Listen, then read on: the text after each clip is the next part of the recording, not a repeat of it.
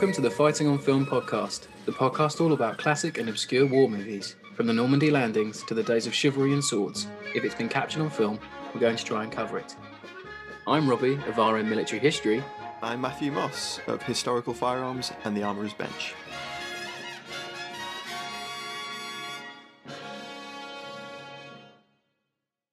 Hello, welcome back to Fighting on Film. Now, we're delighted to welcome back our good friend and now repeat guest, Peter Caddick-Adams, back to the show. Delighted to have you back.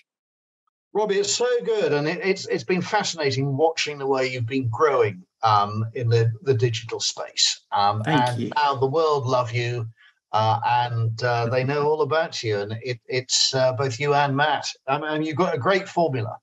Oh, thank you so much.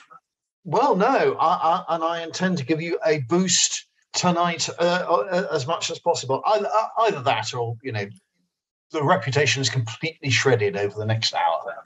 We'll see, won't we? But I think I managed to capture the mood last time with Kelly's Heroes being the greatest war movie of all time. A lot of people still support this bad idea. So I'm not saying that the Bridge Remagen is the second best war movie of all time, but it's not a bad one. And that would be my starting point. I think you're right. And, who better to join us, listeners, because Peter just released his book, 1945 Victory in the West. So it's a perfect jumping off point for the Bridge Remagen. And Matt, do you want to kick us off with cast this week? Certainly. Well, as you know, it's a Robert Vaughn and George Segal picture led by two very good actors, I think. And I think they do a pretty good job at conveying the very dire times they both find themselves in. We'll talk more about that later on, I'm sure. But Segal plays Lieutenant Phil Hartmann, who's based on Karl Timmerman, a German emigre who was born, I think, about 20 miles away from where the bridge actually was. And it's fascinating the way that the film takes vignettes of characters and does a little tweak to them and molds them into different people. Segal, in terms of his films, The Longest Day in '62, Lost Command, and The King Rat, and lots of other far better known films, but they're his main war movie roles. Vaughn, of course, iconic for the Napoleon solo character in The Man from U.N.C.L.E. And he had a really interesting career because obviously he began with that and the notoriety of Man from U.N.C.L.E. But then later on, he was in a lot of films, a lot of sort of biopic films where he portrayed Truman, MacArthur. He was also in a TV adaptation of Albert Speer's book, Inside the Reich, which he played Field Marshal Erhard Milch, which I think was Rutger Hauer's Speer. I think it might be. Yeah. I can't remember. I think I've seen it because I remember going, "Is that Robert Vaughn?" And it was. And then we've got Ben Gazzara, who plays Angel, Sergeant Angelo. We've got Bradford Dillman as the Major Barnes, who's the kind of I don't know. He plays a character that he plays in a lot of films where he's the bearer of bad news and he's the one that's pushing them to do these things. And he's kind of almost like the Major in Kelly's Heroes in that respect, where he's a staff officer straight down the line. Yeah. He's trying to get ahead in the world by using the assets he's got, and in this case, it's Lieutenant Hartmann's recce company that's the asset, and he's trying to push him towards getting to the bridge. And then we've got a few brilliant German actors. We've got Hans Christian Bleck, of course, who is probably better known for The Longest Day again and Battle at the Bulge, which we've covered on the show. And then we have Peter van Eyck, who plays von Brock. He has an extensive war movie career, lots of 50s movies. And then we rounded out with recognizable faces that frequently play German war movie roles, like Richard Munch, who plays von Stürmer, and Gunther Meisner, who plays SS Obergruppenführer Gerlach at the end of the film, where they let Robert Vaughn's character know that he won't be returning to the bridge and he's soon for the firing post. in that little sequence, I always think they're playing who could be the most evil officer in that sequence. Yeah. And Robert Vaughn just standing like, well, guys, I did my job. Like, why are you so mean to me? What strikes you is that the stereotypes of the German officers, they're all cardboard cutouts of exactly what you expect the Germans to be, with the exception of Robert Vaughn. And that's partly because of the roles they've played beforehand. So even the faces are familiar, as well as the sort of Hollywood central casting idea of, either the hard-beaten, rugged German like Hans Christian Bleck, or the sort of evil sort of commander like Gunther Meissner, or Van Eyck, who's the German general who sort of initiates all the hardship on the German side. And there's a bit of that stereotyping going on the American side, as you mentioned. I mean, there's so much of The Longest Day feeding into Bridget Remagen, I think. So people have already established it's weird, people have established their characters in other movies, and they're just pulling them out and dusting them off and giving them again. Modern cinema isn't like that. The characters are all far more created in depth. And from scratch. And I think here, there's a lot of, but that's the way movies were made in the 1960s. I think it's really fascinating that the two leads that we have in the film approach showing their circumstances in such individual ways. Robert Vaughn is stoic, but then there's at times where he doesn't quite carry it to the point, and he's a little bit caricaturish, where some of his delivery isn't perhaps as nuanced as it could be. And then it's a scene where he's chastising the barman, the guy that owns the bar. That's really like chewing scenery. It's the only part of the movie where I'm like, come on, Robert, you can do better. Come on. I've seen you in Hustle. I know what you can do. Well, yeah. Well, again, we get the Napoleon Solo character coming through from Man at Uncle. And don't forget, Man at Uncle has only just finished 64 to 68, and I think this is Robert Vaughn's first movie after a very, very successful television series. So he's got to make that leap and that adaptation. And the first thing he does is he appears in Napoleon Solo-like cool sunglasses, which are actually American aviators, which no German officer would have had in the Second World War. No. So he's brought in the whole sort of American super spy aura with him, and leather jackets, to a certain extent, that's the sort of slightly tragic hero that he plays. He comes almost in. That first view of him is of a American super spy, but in a German uniform. Like a nod to the audience, going, you know who this guy is, right? Totally. And it's this stereotype thing again. So there actually, I think there's a bit of a joke, because he's such a good actor. He takes you out of that. He does actually. He does do a good job. Interesting casting. Yeah. I like that they introduce him as sort of an ancestral German officer family sort of type. His father's recently been killed, and they give a very subtle little bit of background to his character that I like. He's been wounded, probably D-Day, perhaps Normandy campaign during that retreat. And then he asks, how is it on the Russian front, and then and such. And I think that in that little scene with Von Brock, they give him a lot of grounding, but then they don't really develop him later on, other than he becomes increasingly desperate. Whereas with Segal's character, I feel like they introduce him as this hard-bitten, weary field officer who perhaps is just trying to keep his men alive, because they both of these officers know that the war's almost over, and they're coming to terms with that in their own ways. Segal's trying to keep his men together, whereas Robert Vaughn's character, he's more duty bound, more Germanic in that respect, I think. Definitely, yeah. They provide interesting contrasts. They do, and Yeah, I mean, the Robert Vaughn's father is described as General von Kruger, and yet the son is Kruger. So I'm a great continuity buff, and there's a lot of little continuity errors like that, and that's one in the screenplay. But I thought the script was, written particularly well. And if we take the example of how in 2 or 3 sentences you give the Robert Vaughn character some background, that's what Hollywood scriptwriting is all about. Instantly, you've clothed the man and you've given him a hinterland in 2 or 3 lines. Yeah. In a tiny little bit of dialogue that lasts just a few scrappy minutes.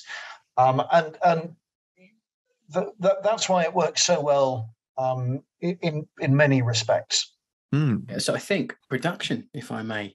So the film is based upon Ken Heckler's 1957 book, The Bridget Remagen, The Amazing Story of March 7th, 1945.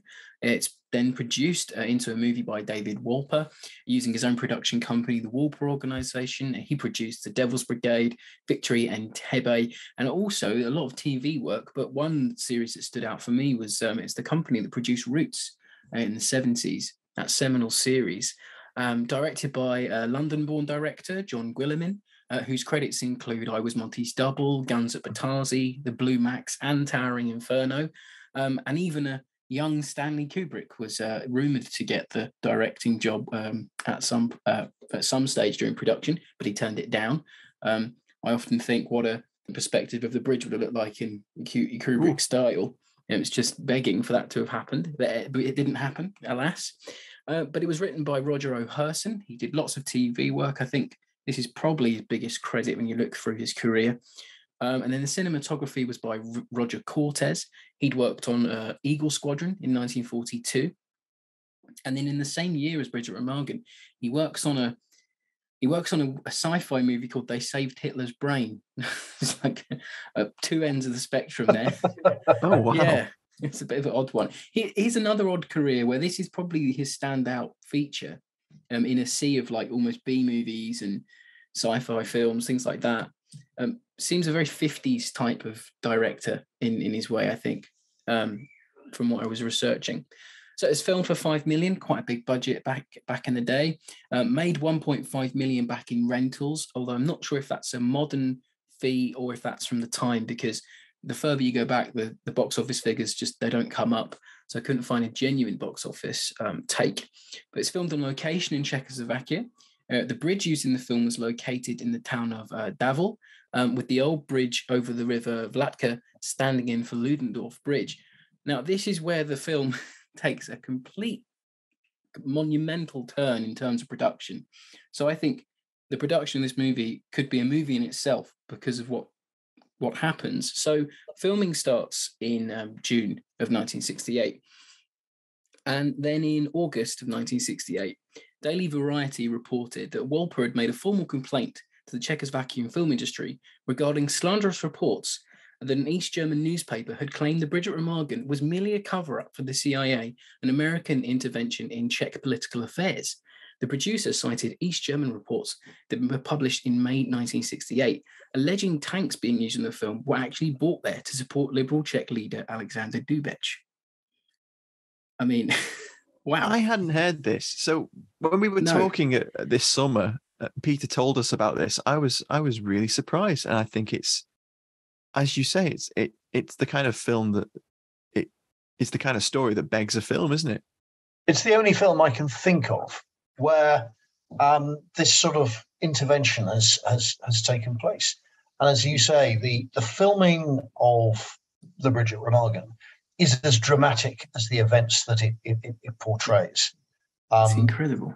Because what then goes on to happen is the Soviets invade Czechoslovakia to suppress this liberal Czech rising. And that stops the filming, and the cast and crew have to flee. You'll pick up the story, I'm sure, in a minute, Rob. But they've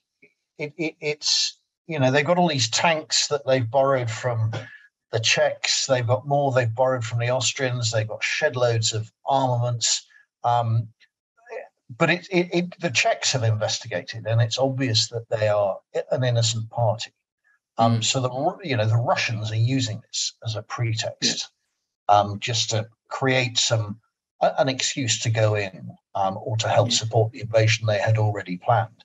But it's so rare that in the middle of a film you get a genuine invasion, and you're filming a war movie anyway.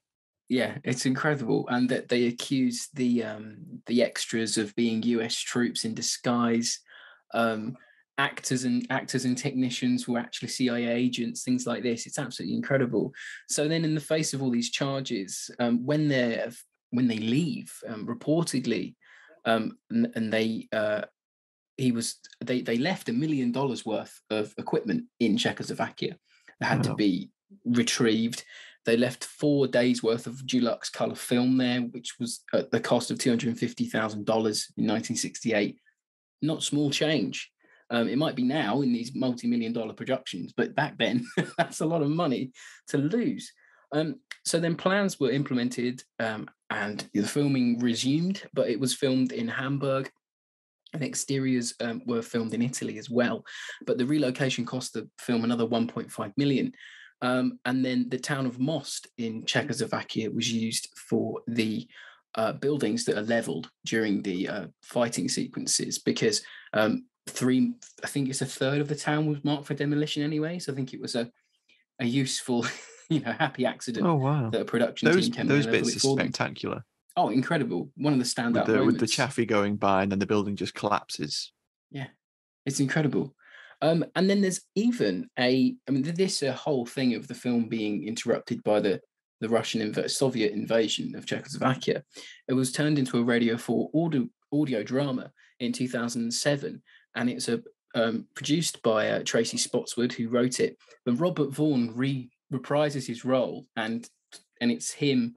I think he was in his 70s at the time, but it's from his point of view, and it's just incredible.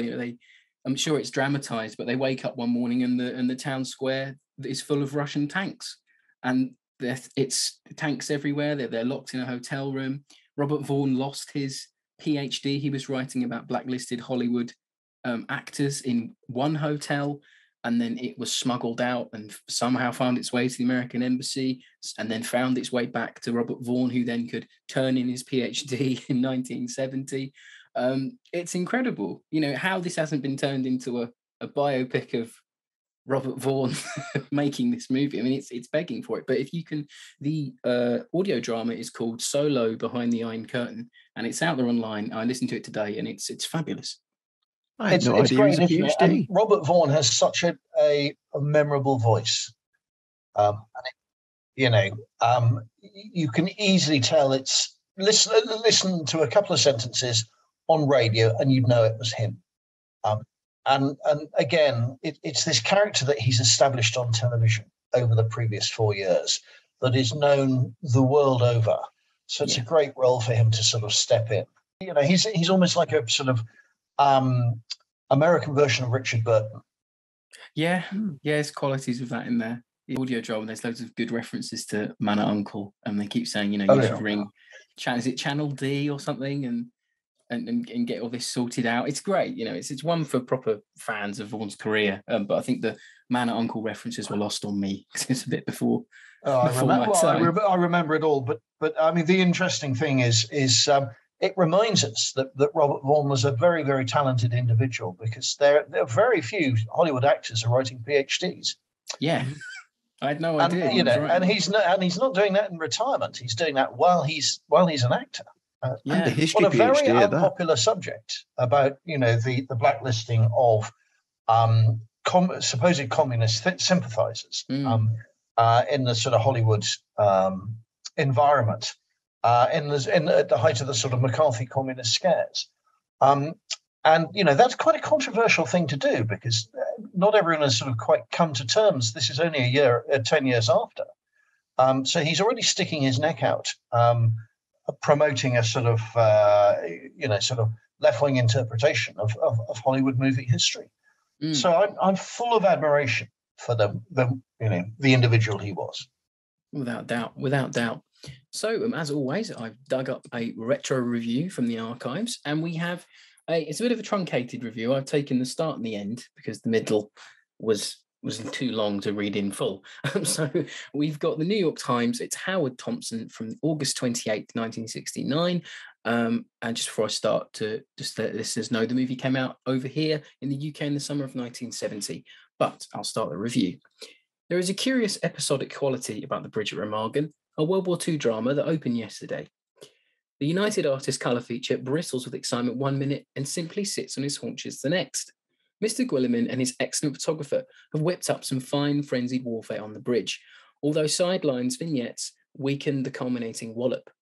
In a generally well-performed movie, Mr. Gazra and especially Mr. Segal, who is superb, make rough and real warriors for the all-basic familiarity of these characters. Mr. Vaughn, as a tense commander across the water, is excellent. The bridge itself is so impressive, it's worth the disappointment of the picture. A little harsh. A little bit, I felt. Yeah. I mean, it certainly it could do with some brevity in places, perhaps, but there's no real scenes that completely bog it down, I would say. No, I think that's fair. I mean, I think the start is quite slow, but then when it's a slow burn. Then I watched it back and I thought actually it's not that bad because it's setting these characters up.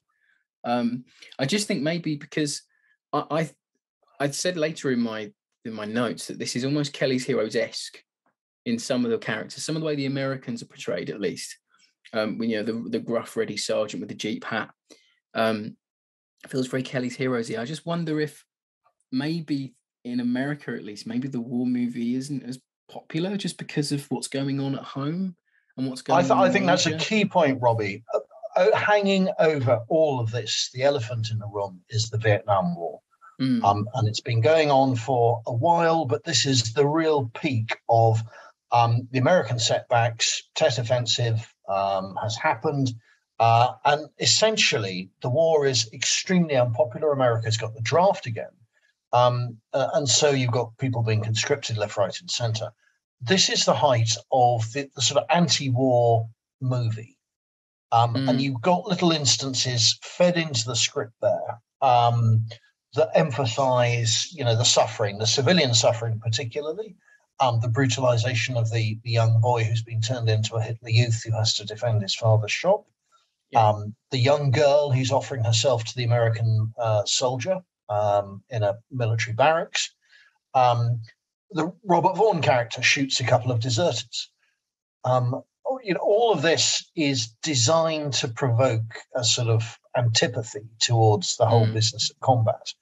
And if we look at the score by Elmer Bernstein, it's not a triumphant score. And in fact, for that matter, neither is the score for Kelly's Heroes, which we've looked at before. No.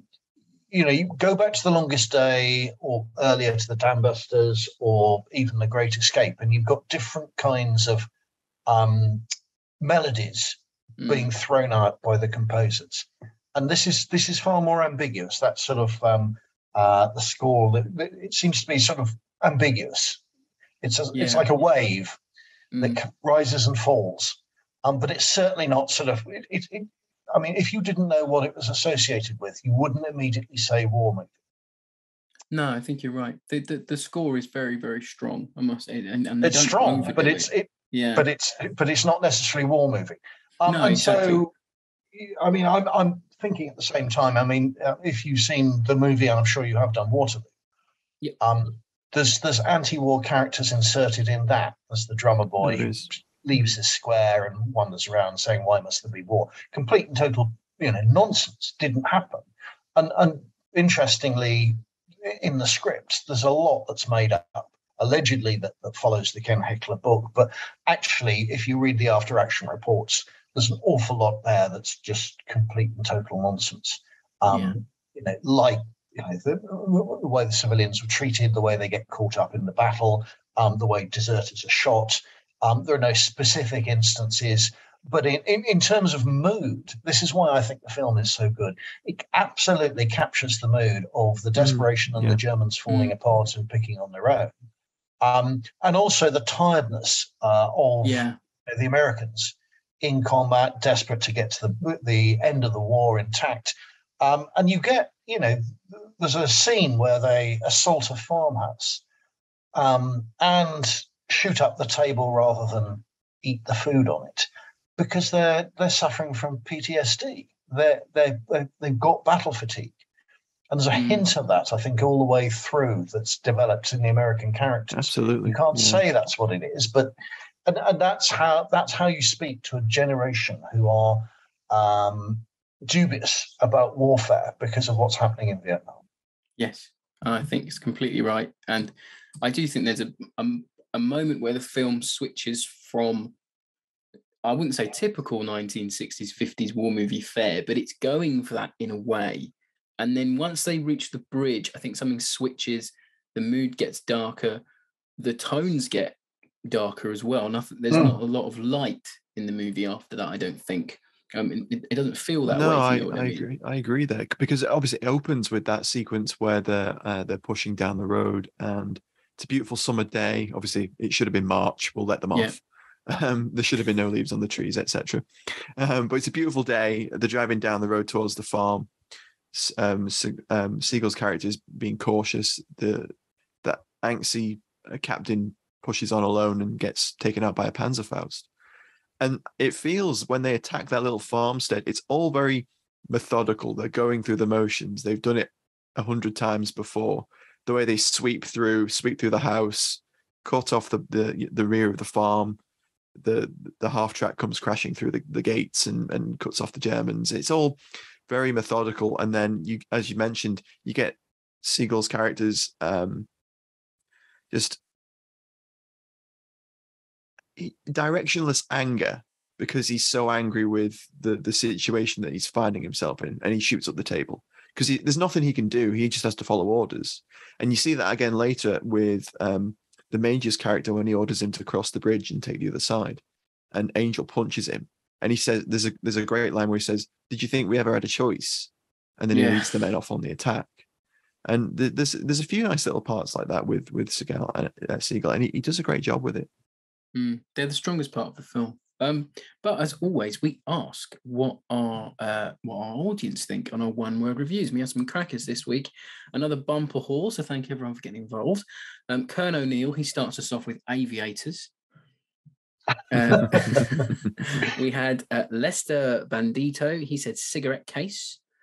Dave Bowen goes, is it Angel? Is that how you pronounce his surname? Or is it Anagel? I never got it right in the script. What, the character? Yeah, Angel, isn't it? Yeah, Angel. He's Angel. His name's Angelo, that's but he calls him Angel. Yeah, I've seen it written. He said Angel, the good one. A lot of people said Chaffies. I think there's the world's, probably the 1969's entire supply of Chaffee tanks in this film. Then with someone, Dr. Stephen Martin went with mediocre. Adam Brown went with fictionalized. And then we had a few. Serve, probably with my favourite one-word review of ever, said unwatched. And that's the most honest one we've ever had. No one's ever said they haven't seen the film. And then I'll finish off it with Dr. Grant Howard, it's a double word, but I think it's a good one. He finishes us off with anti-heroic. Yeah, which would pick up the theme I've been pushing of reaction to the Vietnam War. I mean, to those who haven't watched this, I'd certainly recommend it. And my big flag waver here is the mood it pushes from both sides. But I think you're also right in terms of, it's a movie in three parts. There's the rush to the bridge, there's the dramatic fight across the bridge, and then there's the even darker consequences for the Germans of what happens once the bridge has been taken.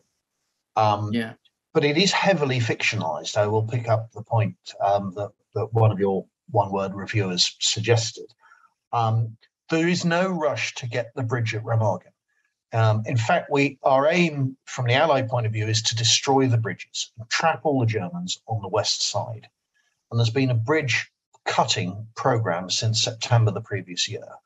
And the only one we failed to destroy is the one at Remagen, because hence the Germans fleeing across it. So that's point one. We never expect to get it, and we've been actively trying to destroy it. Point two is the 9th Armoured Division.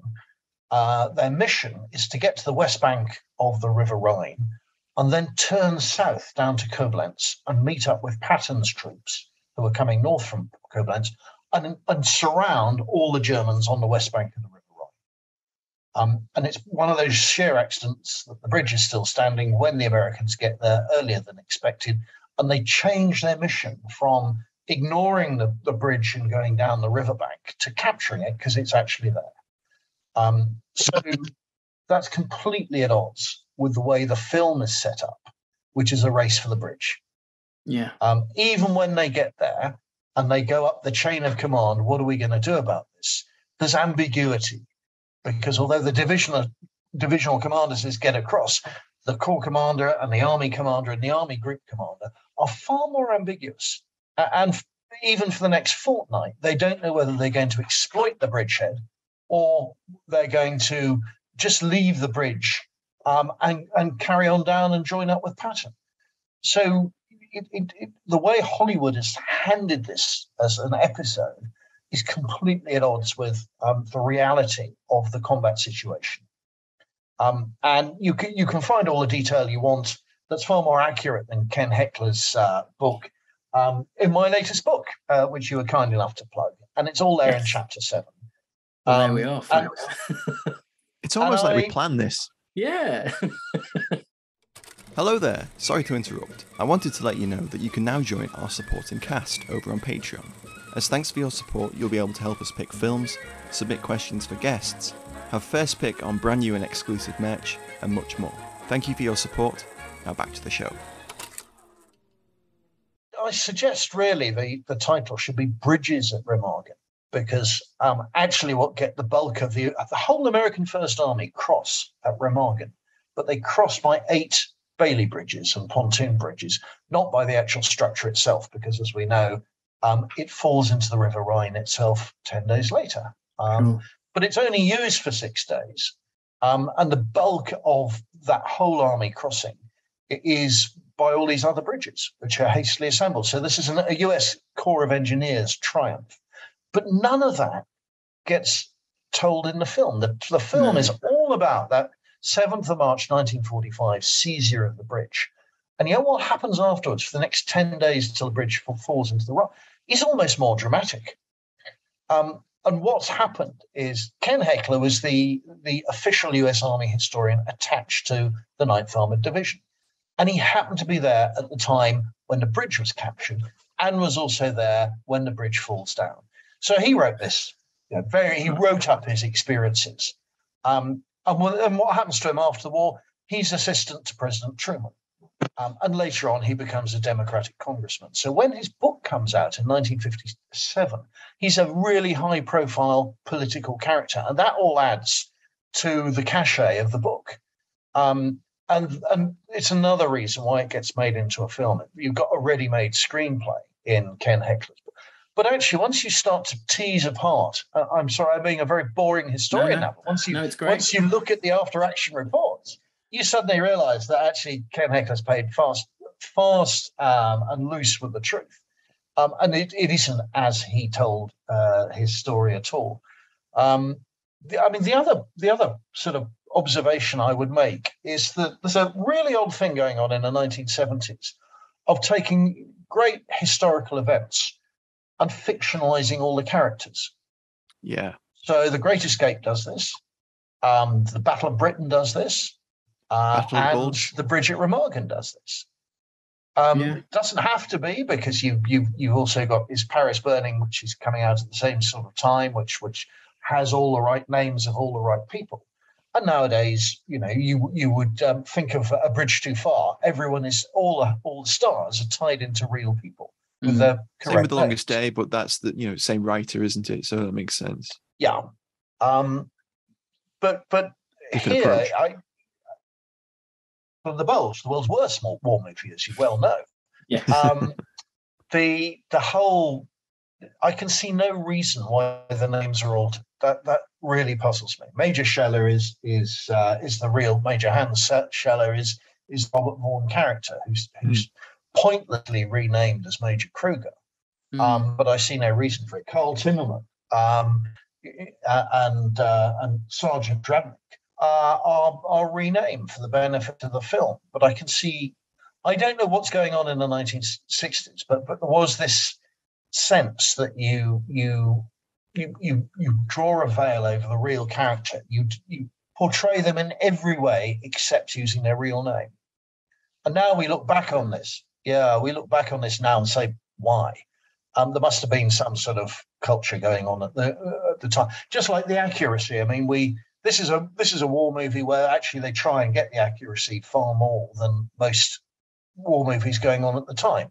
That's partly because it's filmed in the Czech Republic, and the Czechs are making a lot of World War II era equipment for their own use, and then they're selling it as well. So that's why you've got all the right kind of Kugelwagen and armored cars, half tracks in the background, looking German because they are German. And the American vehicles have come from Austria because the Austrian army is equipped with American vehicles. So it's really what you can hire at the going rate. And that's why there's Chaffee tanks and not Shermans. There are Chaffies in the reconnaissance battalions. And it's a great shame that they get so much prominence because there should have been lots and lots of Shermans. But ironically, there is a troop of Pershing tanks that are deployed to the Remagen Bridge, M26 Pershings. And there are several that are deployed in the First Army in that last couple of months of the war. And they turn up. There's a whole troop of them that turn up at the Remagen Bridge. Now, those would have been easy to source in Germany. Actually would have been. Yeah. But they're left out of the equation, which is a great shame. Always makes and if me we go back to that... Sorry. It always makes me think what they scrapped because of the Soviet invasion. Things might have been planned for to be brought in. Then they're in Italy. What can they get? Or it's Chaffies. I'm not too sure where the things that were brought in from the Czechs and the Austrians. Yeah, where the cutoff in filming was. Yeah. That's a good point. Actually, I'm not sure of the details there. So I might whip the screenplay and pyrotechnics guys a little less than I was doing there. But I really take issue with the opening scene where you've got all the Chaffies speeding along the road, and the film is double speed. And the idea is to obviously get the race going to get of the U.S. Army to try and seize all these bridges. Well, AO said it's false, but I mean the tanks just don't travel at that speed, and it's demonstrably silly. Well, there's, maybe we should quickly move into the alley tally because we're starting to talk about kit and equipment. Yeah. But that's fine. No, we love eagerness. It's fine. Don't worry.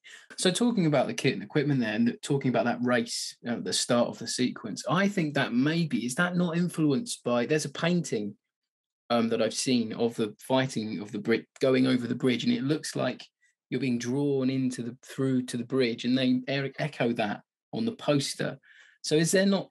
Some people have just seen some paintings done at the time and just taken it really literally as if, it's a race to get over this bridge.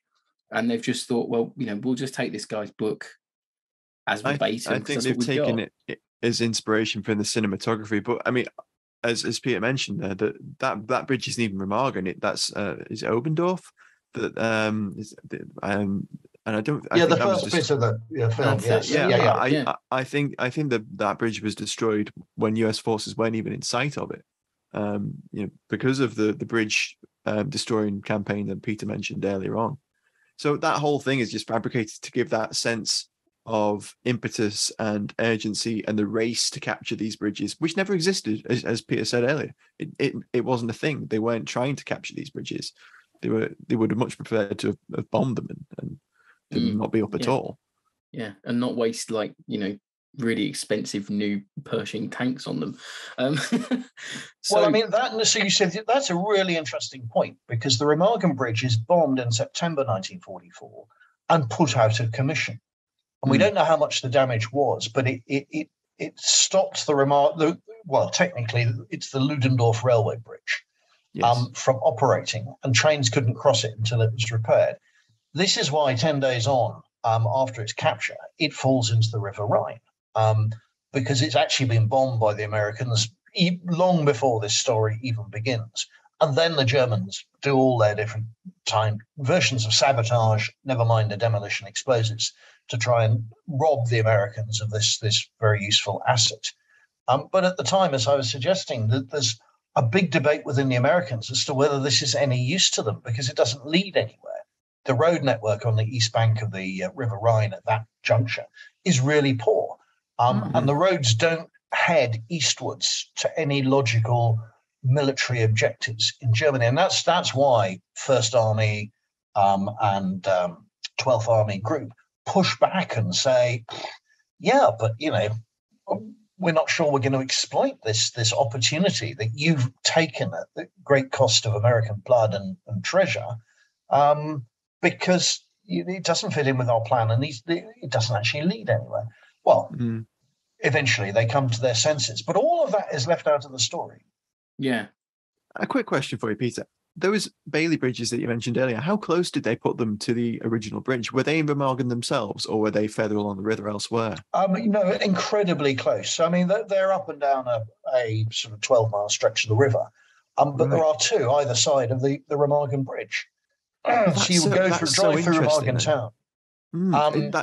That's so interesting that the bridge almost became an anchor that they never really intended. So they based their logistical effort around that bridgehead, whereas they never really planned to do that anyway, because they could have built a Bailey bridge anywhere on the Rhine, as long as it wasn't contested, because they had the ability to cross a river and then build. So, I mean, that's fascinating.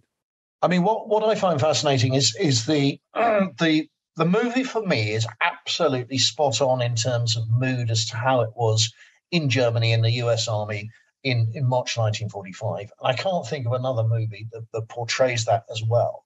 But in terms of the actual action, the more you uncover and the more you think about it, it's complete and total fiction. It's based around, one event, but everything leading up to it is wrong. And there's no story after it, which as I keep saying, is in some ways, far more interesting. It's this little anomaly battle that doesn't have to happen, but does. Yeah, that's a very good way of portraying. So it's odd. It creeps up into my sort of, one of my favorite war movies, but it does it on mood and atmosphere and things like that. I thought it was very unusual that they inserted that train load of what's insinuated to be V2 rockets that comes careening down the path, and a young motorbike officer comes up and says, "Don't blow the bridge," just to insert a little bit more jeopardy about whether Robert Vaughn was going to blow the bridge or not. And then the Chaffee tanks just completely destroy them anyway. Yeah. I mean, the story. Okay, so the big story there is, why didn't the Germans blow the bridge up much earlier, and this whole saga would never have happened? And the answer is, at the tail end of the previous year, all German bridges were built, even after the Second World War, with demolition chambers inside. And so after the Second World War, it's to stop the Soviets coming and taking them. So the idea was you could blow up any bridge in Germany. And after the First World War, all German bridges were built like that. It was because they were the responsibility of the German army, and the German railway service was part of the German military. So the Ludendorff railway bridge had demolition chambers in it. And so every German bridge routinely that was at risk had explosives in, and all you had to do was wire them up and press the plunger. And there was a bridge in Cologne that had that. And the RAF were busy bombing Cologne one evening. Some bombs dropped near, and there was what's called a sympathetic explosion. And you can trigger high explosive just by the pulse of a very close explosion. And the bridge came down, and Hitler was so furious and couldn't really blame anyone. He then ordered all explosives taken out of the demolition chambers, and they could only be put in at the last moment. And then the officer in charge was given the order, which would come direct from Berlin or whatever. And that's why this whole nonsense sort of explosives being put in at the last minute, and then too few and of poor quality. And the film does get that bit right. And there's this rush to try and prepare the bridge to explode it at just the right moment. And of course, it's a gamble. It always is. And this is actually a military maneuver called a reserve demolition. And you wait until the last minute to get as many of your people across the bridge as possible. But it's high risk, because if the other guys get there, as the US Army do at Remagen, then they've taken the bridge from you. So you delay destroying it until the last possible moment, and a nominated individual has the responsibility of issuing the order, and there's paperwork involved. Now, this, to the layman sounds absolute nonsense, but this is where it comes from. Oh no, me and Matt have watched Demo Guard, the 80s SSVC film all about blowing a bridge. We find it fascinating. You're absolutely right, and that normally you do a study day on a bridge in Germany or in the UK, but they'd show the bridge at Remagen and that Services, Sound and Vision Corporation film. Great. And, amazing. And this is used because it's the historical backdrop to everything we did all the way through BAOR days. Okay. And it plays through right to today. And, essentially, obviously, the Robert Vaughn character does what he's ordered, but it all goes horribly wrong for him, and he gets shot at the end of the day, just as the original Major Scheller does. And I suppose the subtext is, follow your orders, or this too could happen to you. That's fascinating stuff there. I mean, I never thought we'd get onto bridge demoing, but it's great. So getting on to sort of some of the things that the film does historically that I do like. So it has Volkssturm in it, and Western media sort of doesn't really, it either doesn't give the Volkssturm the time of day, it just portrays them as this ragtag force of lads with Panzerfaust on bikes. But this film actually gives them time to set up defences. You show them in battle, which is something we don't really have in Western films. Of World War II movies, at least. And we have Die Brücke, the German film, which features them heavily, but not in terms of Western movies. And then I really like the fact that it shows US troops wearing late war US uniforms, wearing M43 jackets and the boots with the gaiters built in, things like that.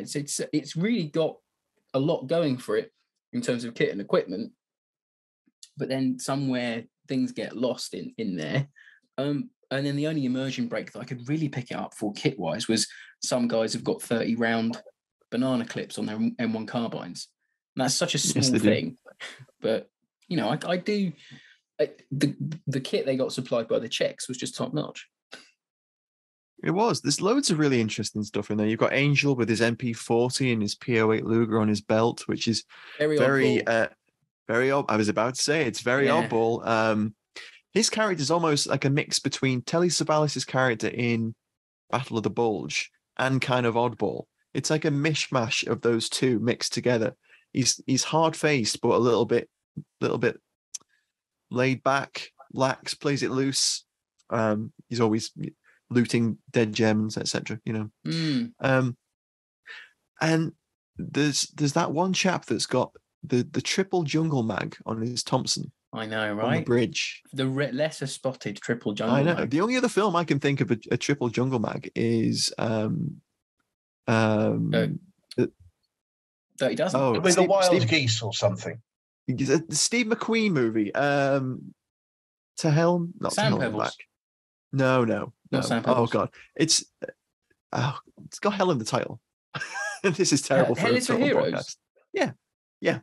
I think he's got a triple. I think he has. Yeah. In that on his grease gun. But that's interesting. And then, as we've already talked about the Chaffies, one thing I will mention that I thought was interesting is the 88s up on the hill that double as anti-tank guns covering the bridge.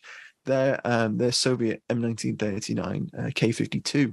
It's the Soviet equivalent of the 88, but they look the part, but they're a little bit different looking. Yeah, but the thing that annoys me the most is they've got all this kit, but a lot of the fight sequences on the ridge lines are so static.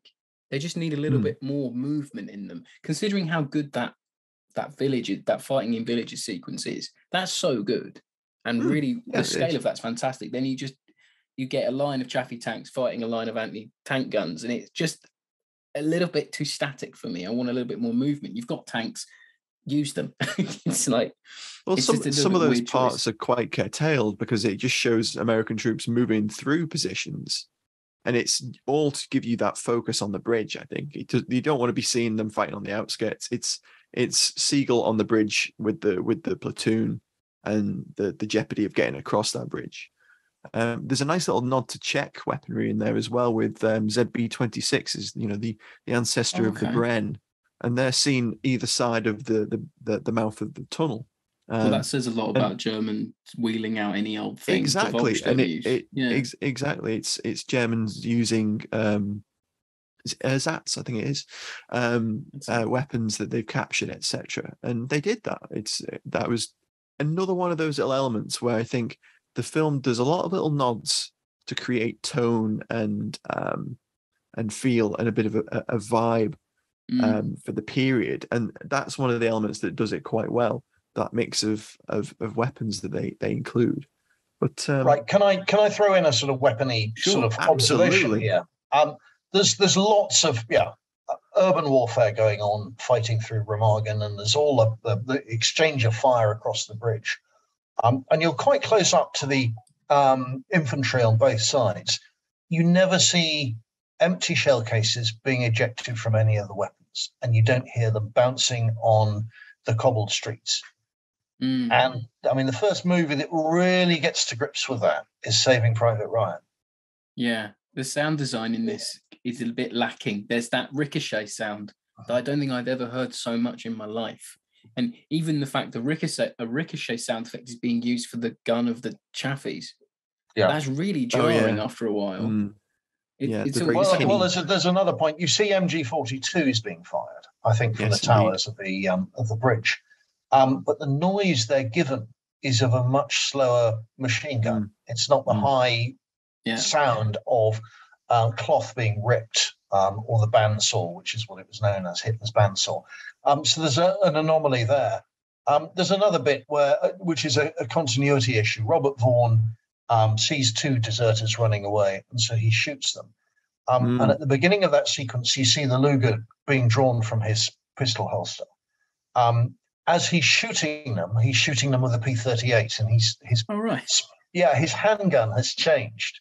I didn't even notice. And his first round goes into the floor. If you look at his arm, when they play the sound effect for the gunfire, his arm isn't. It's aiming at the floor because he fires about 4 times, doesn't he? That's right. But in none of the cases do you see any rounds ejected from the pistol anyway. You don't hear the tinkle of brass on floor. So the little things like that we can argue about till the cows. I think that's what afflicts all movies of that decade and the 70s. Oh, absolutely. Yeah, that's just how they were made at the time. Very nailed on for that. But I know that in terms of supplying, a couple of companies that did lose their kit and equipment was Matt might know these ones. Ellis Mercantile Co., Stenbridge Gun Rentals, and Baptiste. That's who supplied. Baptiste. Wow. Yeah, famous. They were in that $1 million that was accounted for loss. Those companies had a hat in the ring loss-wise. And that's what was reported. I'm sure they did. If I was renting out firearms and there was a Soviet invasion, I would put every single loss I'd had for the previous 10 years. £1 notes back. Especially if Hollywood's picking those early BARs pop up again.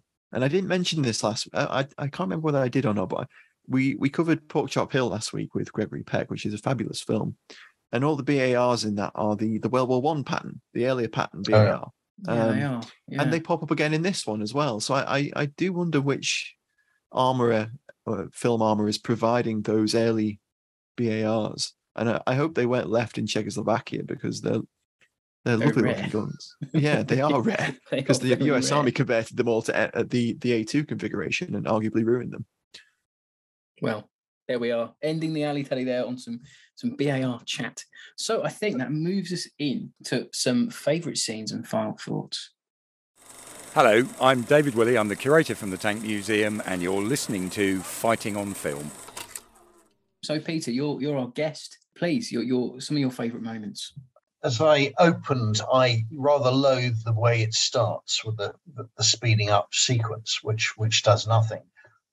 I've always been gripped by the attack on the farmhouse, and just how quickly that moves, and the half track sort of bursting through the gates. That to me speaks of how every fight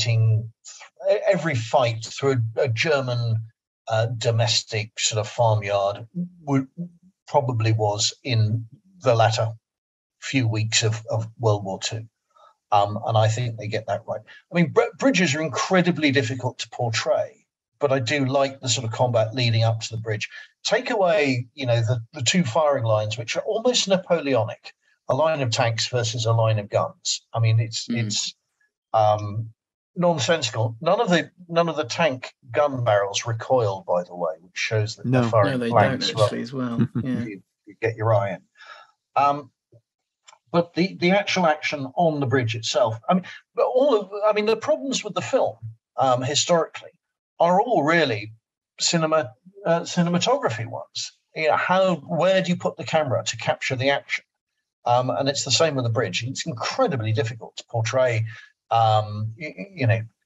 fighting your way along a bridge and the whole thing exploding and going up in your face.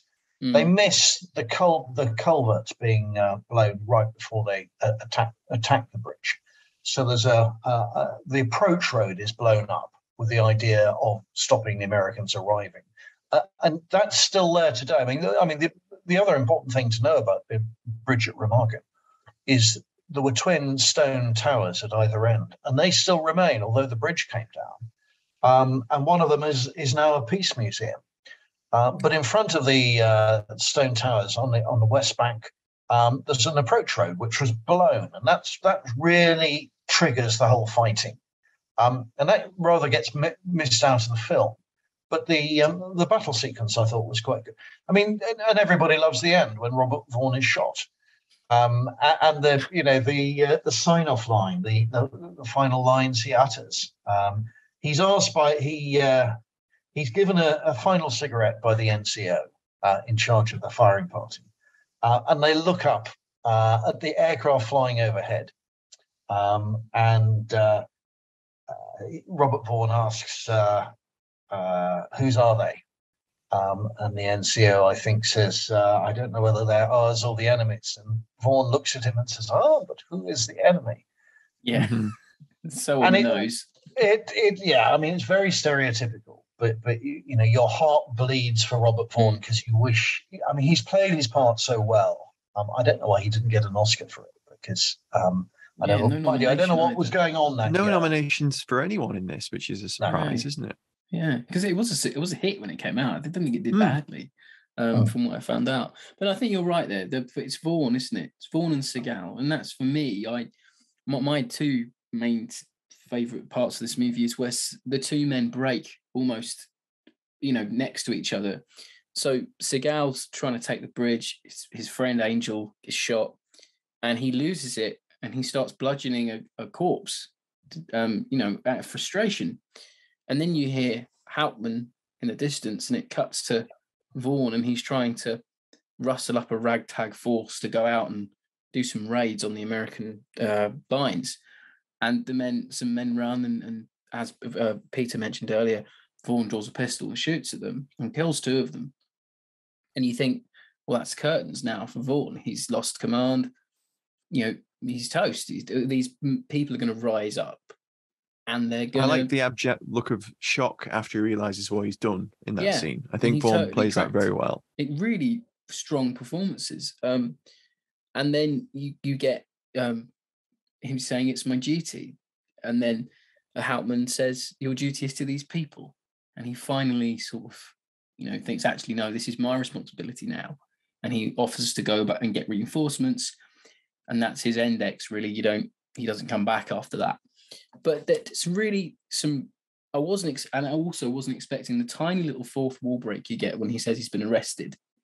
He just looks at the camera, at the audience, just for a split second almost, and looks absolutely shocked that he could possibly be arrested for doing his job. It just shows the absurdity of the German army falling apart, that, rather than sending this battle-hardened commander somewhere where he could do a job, maybe somewhere else, and buy the Wehrmacht a couple more days somewhere, they think, no, we'll try you and we'll shoot you. And that's, to me, that's it's not a nice end for Vaughn, but it's a nice end in a historical sense, because it's trying to show in its way how the war was going at that time. And I think that's probably one of the strongest parts. I just think it's Vaughn and Segal are great. I think one of the huge challenges here is we know how it ends. Yeah. And that is always, the producer-director's challenge. How can you distract people from where they know the movie is taking you? And they do that with incredibly strong acting and a very good script that gives depth to the chief characters who need depth. And that's what makes this a very uncharacteristic war movie for the 60s and 70s. What you've got are people with real depth that the movie allows them to have. And that distracts you. It takes you away from the story you already know. You know the bridge is going to be captured by the Americans, and that it's all going to go wrong for the Germans. But by drilling down into these characters and actually showing their frailties, their combat stress, the way the Third Reich just is disintegrating, I think does us, an enormous service. So yes, it's heavily fictionalized, but go back to what I say in terms of atmosphere and mood, it delivers a lot, and that's despite the counterbalance of what's happening in Vietnam at the same time as the movie is coming out. So that's why I think it works. It merits sort of high attention from my point of view, and it does deliver. And if you contrast that with something that comes out nearly a decade later, A Bridge Too Far, where you're telling a similar story, again based around a bridge or bridges, but using real people and a bigger cast and a much, much better budget. So much of the acting there is cardboard compared with the depth. You don't really get combat stress, and you'd certainly, the Germans are just baddies in A Bridge Too Far. There's none of that tension that you've got on the German side in the Bridge at Remagen. And that's very rare for a war movie that comes out 20, 30, 40 years after the Second World War, that really throws up the tension on the German side. They're cardboard cutouts. They might as well be the equivalent of Zulus for the amount of depth that you get on the other side. But Bridge at Remagen just goes that extra stage to flesh out how it is for the other side. Yeah, it does give the Germans a lot of it humanizes them in a way that a lot of war movies don't. I mean, we haven't mentioned the sequence where, God knows how that Liberator got anywhere near that bridge. It looked like it was going to fall out of the sky in the movie. It just didn't look like airworthy to me at any one point. But anyway, when that bomber comes in, the way that sequence is filmed on the bridge, there's canted angles. It's showing you men, machines, horses, trucks, everything trying to get off that bridge. And it's just people in sheer panic. And you've got Robert Vaughn walking through it like he's the man from Del Monte or something. He's just absolutely, making a beeline to get off it. Yeah. Nothing's hitting him. He's a star. He's wearing a plot armor leather jacket. But that scene is really interesting because it's not played off like, here comes the American Air Force to save the day, blow up this bridge. It's played for, there's human beings on this bridge and they're going to get bombed, and it's not their fault. They're just on a bridge at the wrong time. It's quite brave filmmaking for the time. You're presenting warfare not in a jingoistic manner to probably an audience at home, as we mentioned before, that are apathetic to warfare at this point, probably. I mean, the real story of air power is the 10 days afterwards, when the Germans try and destroy the bridge. They throw 367 planes at the bridge. There are sorties from dawn to dusk every single day for the next 10 days. And the Americans deploy the equivalent of 49 battalions of anti-aircraft artillery, which is the largest deployment of air defense ever in US Army history, just in and around the bridge. And so you've got air raids happening every minute of every day over the next couple of weeks, plus 11 V2 rockets aimed at the bridge, plus a 540 millimeter Karl mortar that is throwing 1.5 ton shells at the bridge at the same time. Lots of artillery when it's in range in the first couple of days, firing blind. I mean, this is what all combines to make the structure fall down eventually. But that's far more traumatic. Yeah. If you think about it, than what's happened at Remagen Bridge, because there's a real firefight for about an hour, and then the bridge is suppressed. Mm. And yet, the subsequent days, goodness me, there's red hot lumps of metal flying around for days and days and days. Would make a great US Army engineers film. Huge injuries. Wouldn't it? Yeah. I wonder if there's one out there. Yeah. Matt, what's your takeaway from this one this week? My favourite scene within the film is obviously the fighting within the town itself, and that climactic street fight where the face of the building collapses, and they run into the Volkssturm. And as you've already mentioned, Rob, the Volkssturm are so rarely shown in film. I found it fascinating that they decided to do that in this one, and I also thought it was really interesting that they did that. But when you think about it, the audience would have just assumed it was ragtag German soldiers. So we probably recognise that it's Volkssturm, it's old men, ragtag uniforms, young boy with an MP40 up in the inn. And we recognise that as Volkssturm. But I suppose in 1969, the average cinema goer would have had no real idea that the Germans had even formed this sort of home guard militia. So I found that really fascinating. That coupled with their use of Panzerfausts, because anti-tank weapons are one of my areas of research, I found it really fascinating that the portrayal of Panzerfausts in the film was quite good. It showed them as being effective but inaccurate, wielded by poorly trained troops, the Volkssturm. And there aren't a great many depictions. We've already mentioned Die Brücke. That's probably one of the more iconic examples of the Panzerfaust being used, where one of them fires it from his chest and ends up mortally wounding himself. I found those scenes really fascinating. But in terms of final thoughts on what I thought of the film, I've watched it for years. It's it's one of those ones that are always on a weekend afternoon. Watched it with my grandfather a dozen times, no doubt. And it's an interesting one. It's a slow burn at the beginning, but then we get this eruption of the culmination of these two commanders that are facing such climactic circumstances.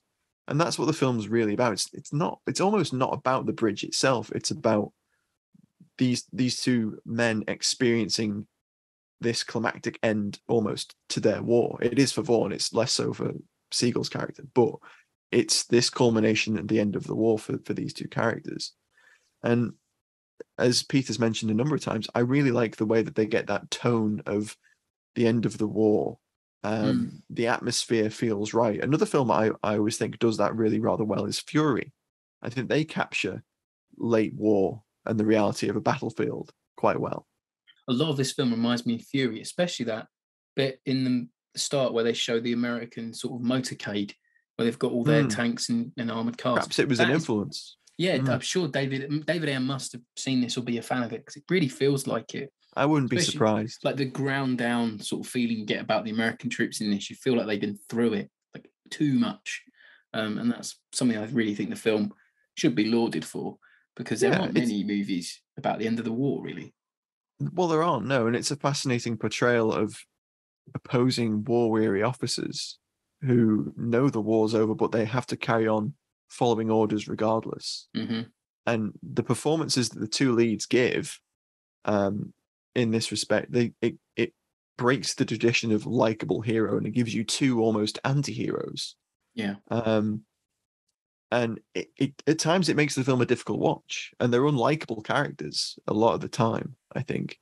None of the characters in the film are particularly likable. There's the homely Hauptmann that commands the bridge and used to be the town schoolmaster. He's kind of likable and the voice of reason, trying to get Vaughn to blow the bridge and go, think of the civilians, etc. But it's an interesting movie, and we've already mentioned Battle of the Bulge and compared it to some contemporaries, but I think it stands well on its own. But as we've already mentioned, it is a film that you have to realize that it doesn't portray the reality of the events as well as it possibly could have done.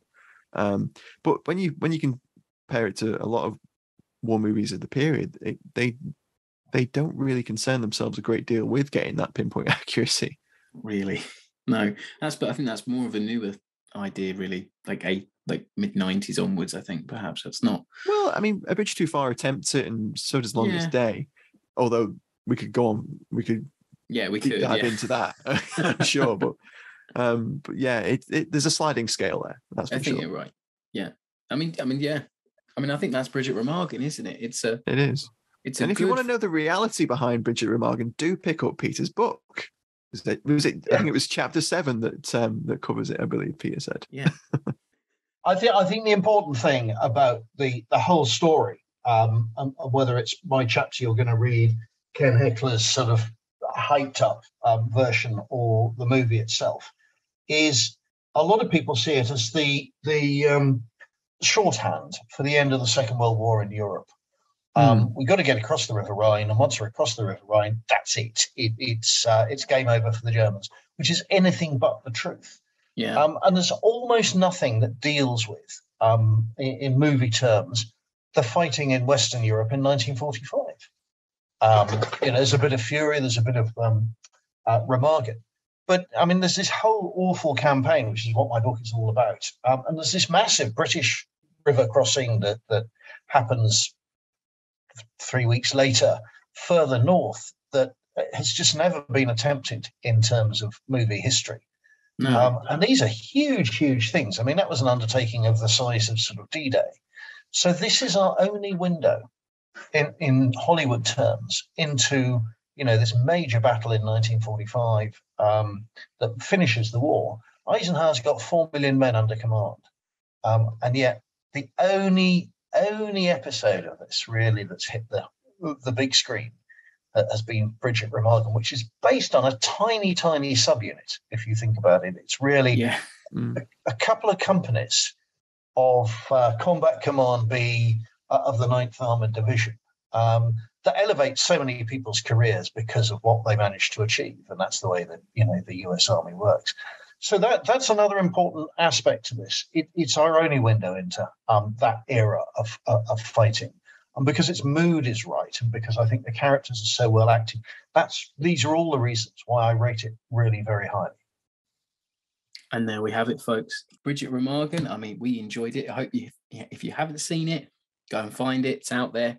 And if you haven't read Peter's book yet, you've got no excuse, because it's out there for all and sundry to purchase and enjoy. So again, Peter, thanks for joining us. It's always a pleasure to have you. I've enjoyed it hugely. I'll meet you on a bridge somewhere someday. Perhaps the one that they're going to rebuild in Remagen. That would be nice. Oh yes. That's the footnote, isn't it? The important footnote. Only last week, the locals have lobbied the regional authorities, and they want a replacement bridge across the Rhine because there's none in that 20-mile stretch between Cologne and Mainz.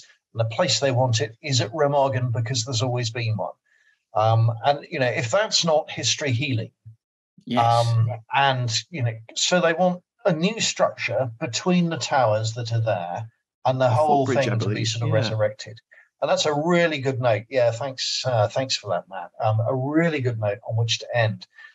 So this may be a destination of choice on the German road network or rail network in the future. Who knows? Who knows? It's a fabulous ending. And of course, you can follow the podcast on social media, Facebook, Twitter, TikTok, all that good stuff. And you can find the entire back catalogue of the show at fightingonfilm.com. Why not start from episode 1 and see how long you grow sick of us? So, and we'll catch you all next week. Bye, everybody. Thanks for listening, everyone. Thanks for joining us, Peter. Brilliant. Thank you. Bye.